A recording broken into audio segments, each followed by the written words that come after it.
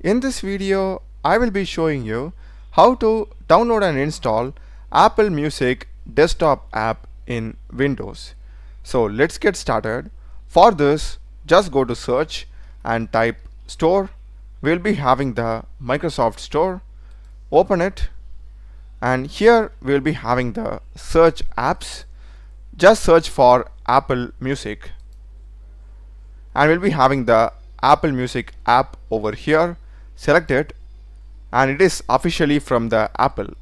As you can see, we are having lot more apps from them. So just click on get. This will take some time to download and install, so just be patient for a while. Once it is done, you will be getting the open option.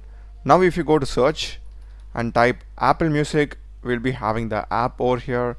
You can create a desktop shortcut or pin it to taskbar. Now just click on open, and we'll be getting the license agreement. Just click on agree,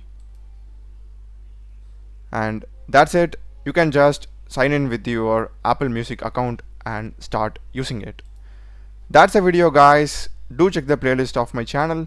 Done a lot of videos in programming and AI tools. Subscribe me. Thanks for watching.